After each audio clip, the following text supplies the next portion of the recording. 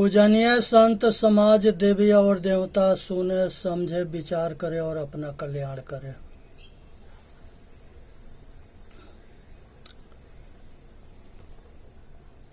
मधुर बचन है औषधि कि कटुक बचन है तीर। मधुर बचन है औषधि कटुक बचन है तीर। श्रवण द्वारे होए संचरे साले सकल शरीर। श्रवण द्वार होए संचरे साले सकल शरीर। भाई सतगुरुदेव जो है बताते हैं कि मनुष्य जो है अपने बोली से वाणी से अपने दुश्मन को अपना बना सकता है और अपने वाणी से अपने हित को दुश्मन बना सकता है, अपने को गैर बना सकता है।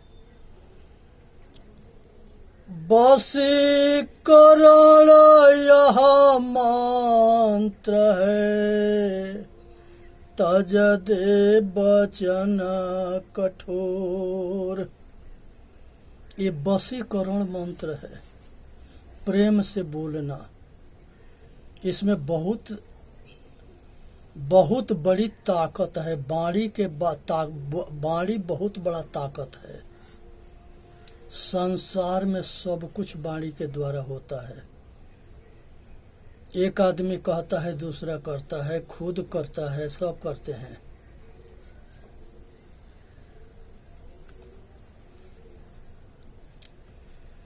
तो आज जरूरत है कि हर मनुष्य अपना कल्याण करे। इसी में मनुष्य जाति के हित है। आज समय ऐसा आ गया है कि आदमी माता के माता ना समझता है, बहन के बहन ना समझता है, बेटी के बेटी ना समझता है। घोर अज्ञानता और घोर जो है अहंकार हो गया है। मनुष्य पतन की तरफ बहुत तेजी से बढ़ रहा है। माछी के बिस्कुटिया खाती है,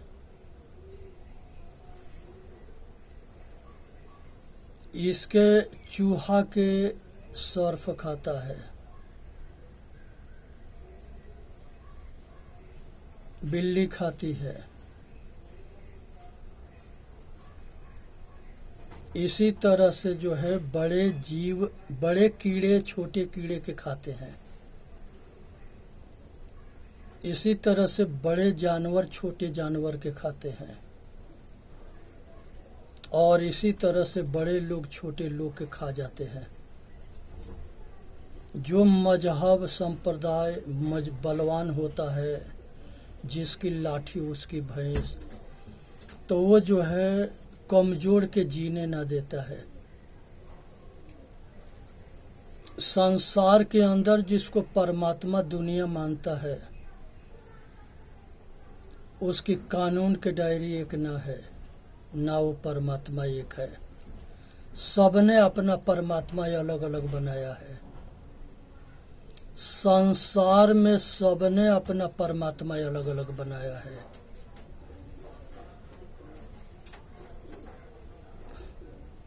अपना देवी देवता अलग से बनाया है।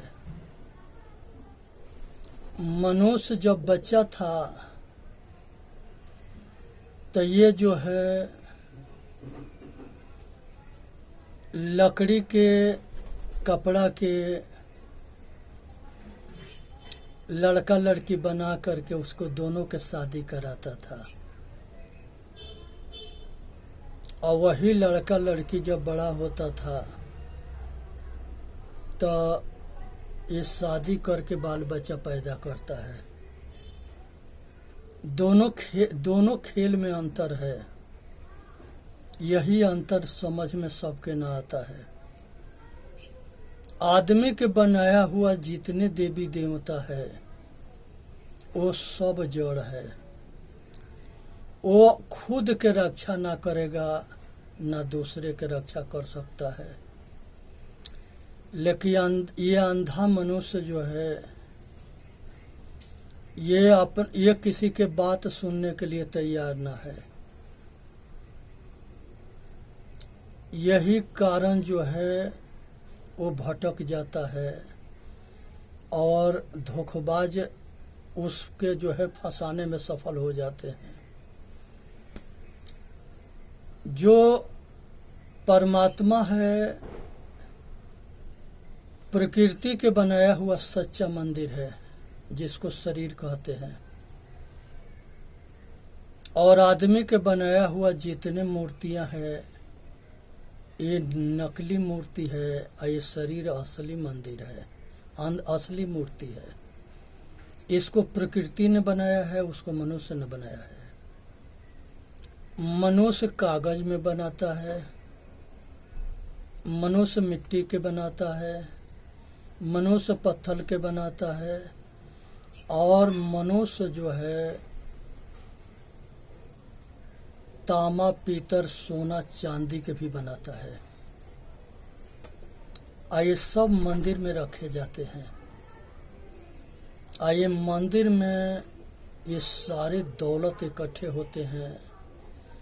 ये दौलत राजा के या पंडितन के दो के मालूम रहता था। ये दोनों जो है मौज मस्ती मारते थे। आज भी जितनी मंदिरें हैं उसमें एक राजा के यहाँ जितने दौलत होता है उससे कम दौलत ना है। आज इसीलिए सैकड़न बाबा जो है जेल में पड़े हैं,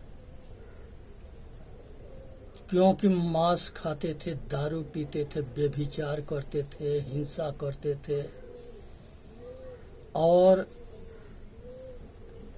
वो जनता के धन के दुरुपयोग करना शुरू कर दिए। जनता के पैसा से जनता के कल्याण होना चाहिए, लेकिन नहीं होता है। ये अपना बपौती समझ लेते हैं सब।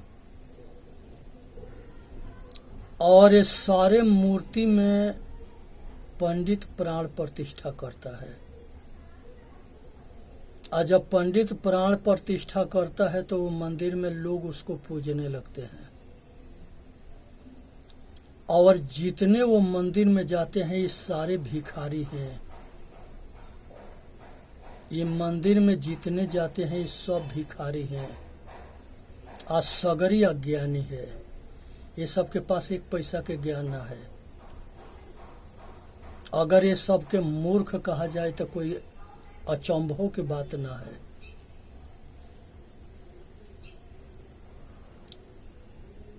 ये सबके इतना ज्ञान ना है कि ये मनुष्य के बनाया हुआ मूर्ति वो अपना कल्याण नहीं कर सकता है, तो वो हमारा कल्याण क्या कर सकता है, क्या करेगा, इतना भी अकल ना है।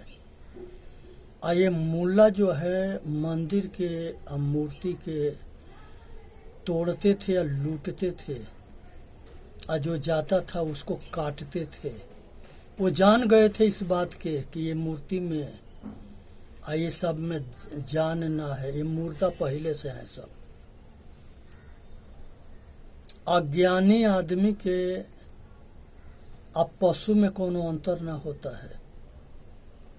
औरत के सुहाग जो है पुरुष होता है, और पुरुष के सुहाग जो है ज्ञान होता है। और ज्ञान मनुष्य के पास अगर आत्मज्ञान ना है तो वो पशु है। इसीलिए साहेब कहते हैं बिना ज्ञान नर भटकत फिरे।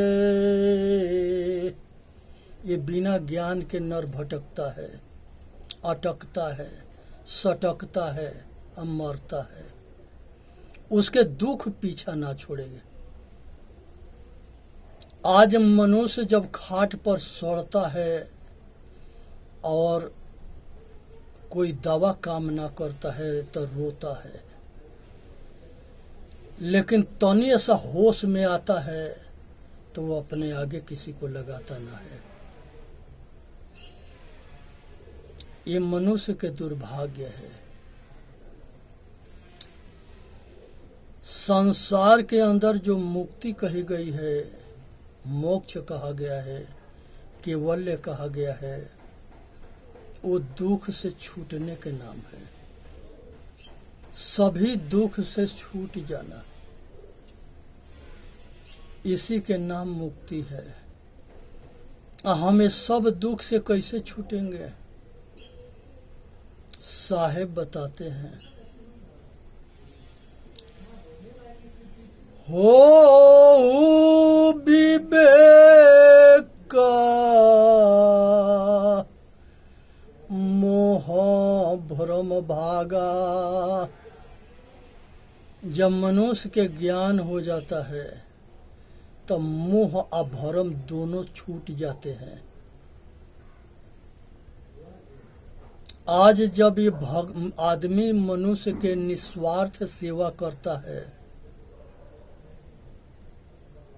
और भक्ति सेवा के फल जो है पकता है, कच्चा फल और पक्का फल। भक्ति जब पकती है तो ज्ञान होता है, अस्वाध्याय पकता है तो विवेक होता है, और विवेक जब पकता है तो संसार के त्याग होता है, वैराग होता है। आदमी रागी जो है विरागी होता है, और धारणा मजबूत हो जाता है, और धारणा, ध्यान और समाधि, ये आखिरी कंडीशन है। तो आज मनुष्य जो है अपने हाथ के बनाया हुआ मूर्ति के दास बना पड़ा है, गुलाम बना पड़ा है, और संसार के सारे कामना के भीख मांगता है। उसके आगे रोता है, गाता है। उसको ये दिखाई देता है कि इसके आँख से दिखाई ना देता है, इसके कान से सुनाई ना देता है, इसके नाक से सांस ना चलता है, इसके जबान ना बोली ना निकलता है। अब उसी के अंधा के लगे रोता है, बहिरा के लगे बोलता है, जब बिना जबान वाला से अपना कल्याण के उम्मीद रखता है। कितने बड़ा मूर्ख है। संसार में भगवान खोजता है कि आकाश में एगो भगवान है, कहता है कि बिना भगवान के पत्ता ना डोलता है, और भगवान सब में है। ये झूठ बात है कि वो भगवान सब में नहीं है जिसको ये कहते हैं। कहते हैं कि वो सब भगवान करता है। एक आदमी के जूता मारता है तो मारने वाला भगवान है कि जूता खाने वाला भगवान है? एक शैतान एक औरत के इज्जत लूटता है तो इज्जत लूटने वाला जो है भगवान है कि इज्जत लुटाने वाला भगवान है? ये प्रश्न है ब्रह्मवादियों से, जो कहता है कि सब में एक भगवान है। ये भी कहते हैं सब कि जैसे जल और बूंद जल में गिर के और जल हो जाता है, ऐसा नहीं है। यह अखंड आत्मा है, ये किसी के वंशवंशी ना है। अगर अनाड़ियन के समझ में ना आता है तो वो सबके मूर्ख बनाएंगे, आके गुरु को लगे जाके समझेंगे। आज जिसके गुरु इसने इस तरह से कहा है वो गुरु अंधा, वो गुरु जो है अज्ञानी था, वो पूरा नहीं समझ पाया। अगर समझा था तो उसके ग्रंथ में मिलावटबाजी हुई। इस बात को क्यों न समझता है? सबके ग्रंथ में मिलावटबाजी हुआ है। हमारे पूर्वज सब जो है आत्मज्ञानी थे। 108 जो है उपनिषद आत्मज्ञान के ऊपर है, 6 दर्शन आत्मज्ञान के ऊपर है, अध्यात्म रामायण आत्मज्ञान के ऊपर है, और 30 गीता ये आत्मज्ञान के ऊपर है। उस देश के आदमी अंधा हो ही नहीं सकता। 4 वेद है, इसमें प्रकृति या पुरुष दोनों के ज्ञान है वो, और वही प्रकृति के ब्रह्म मान करके अब्रह्मवादी उसके पूजा करने लगे, और उसी के आश्रित में खुद अंधा बन गए और दूसरा के अंधा बनाते रहे। ये समझने के लिए तैयार ना है। इस पर एक कहानी है। एक भाई जो है परदेश में गया कमाने के लिए। उसने घर पर पैसा ना भेजता था। औरत जो है परेशान होकर के एक पत्र लिखती है कि स्वामी आपके रहते हुए हम राण हो गई। अब उस पत्र के पढ़ करके वो रोने लगा उसके आदमी, और लोग समझाए कि भाई तू जिंदा है, तेरे औरत तुम्हारे रहते हुए राण कैसे हो जाएगी। उसने जो है पत्र लिया के दिखा दिया और कहा कि ये वेद में लिखा है। वही वेद है जो लवेद से भरा है, उसमें भी मिलावटबाजी हुई है। सब बात आंख बंद करके मत मानो। अब उसको जो है कुछ उसके विश्वास पात्री आदमी समझाए कि भाई औरत राण तब होती है जब पति मरता है, और जब तक ले तू जिंदा है तब तक ले औरत राण हो ही नहीं सकती। तब उसके खोपड़ी में ये बात बहुत मुश्किल से घुसा। ये आई वहाँ तो उस थोड़ा होश में आके समझ भी लिया। ये वेदांती नहीं सुनते न समझते। इसके अपने आचार्य के या शास्त्री के इतने अहंकार होता है कि खाली अपना हाँकेगा, दूसरा के ना सुनेगा। सतगुरु कबीर साहब कौन आचार्य किए थे, कौन कॉलेज में डिग्री लिए थे। रविदास जी, नानक जी, जितने संत परंपरा है सब जो है अपने गुरु की यहाँ शिक्षा पाए थे,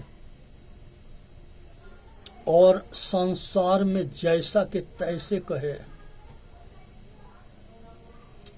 सतगुरु कबीर साहब तो कहते हैं, जैसा के तैसा मिला मिला सोम के सोम, राजा को राजा मिला मिला डोम के डोम। आज समय ऐसा आ गया है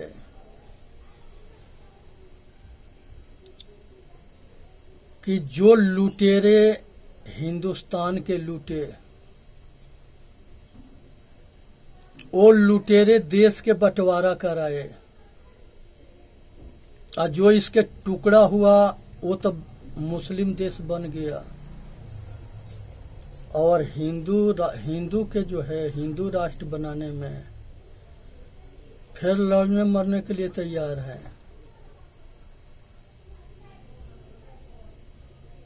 आज यही गलती महात्मा गांधी किया था।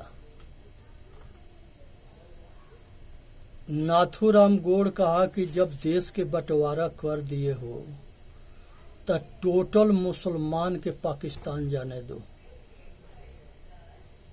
और टोटल वहाँ के हिंदुस्तान में आने दो। यही बात भीमराव अंबेडकर कहे थे। यही डॉक्टर राजेंद्र प्रसाद कहे थे, लेकिन एगो अंग्रेजन के दलाल था जिसका नाम नेहरू था, उसके पूरी जो है इतिहास अंग्रेजन के गुलामी में बीता है, और वो आज भी जो है प्रधानमंत्री बनने के सपना देखता है। आज ये देश के जो है विपक्षी बट बांटने वालन के साथ में है। ये समझने के विषय है कि हिंदुस्तान में एक सुन्नी मुसलमान आता है, उसमें कोई पारसी है, कोई यहूदी है, कोई खान है, खाझड़ा हैं सब, और वो हिंदुस्तान के मूर्ख बना करके 70 साल शासन किए। ये हिंदुस्तान के आंख में धूरा झोंक करके वो हिंदुस्तान के चाचा बनता है। हिंदुस्तान के जिस समय 15 वोट में 13 वोट पटेल जी के मिल गया, अब लगा कि पटेल प्रधानमंत्री बनेगा, तो ये रात में नेहरू जाकर के महात्मा गांधी से कहते हैं कि महात्मा गांधी, अगर हमके प्रधानमंत्री ना बनने दोगे तो हम कांग्रेस में विभाजन कर देंगे, टुकड़ा टुकड़ा कर देंगे और खेल खराब कर देंगे। ये तो इतना दिन से गुलाम था, बड़ा मुश्किल से आज़ाद हुआ है, और ये आज़ादी तबे जाके कामयाब होगा जब हम प्रधानमंत्री बनेंगे। अब इसमें महात्मा गांधी डर गया कि इसका कोई भरोसा नहीं है, ये अंग्रेजन के चमचा है भी, ये ऐसा कर भी देगा। काहे कि हिंदुस्तानन में गद्दारन के कमी ना था। आज जो है मजबूर हो गया महात्मा गांधी और नेहरू के प्रधानमंत्री बना दिया, नहीं तो जीना कहता था कि सुभाष चंद्र बोस या पटेल प्रधानमंत्री बनेंगे तो हम देश के बंटवारा ना होगा, लेकिन ये नेहरू ने कह दिया कि इसको चपरासी ना बनने देंगे, इसीलिए बंटवारा हुआ। वीडियो के लाइक करें, सब्सक्राइब करें, अपना कल्याण करें।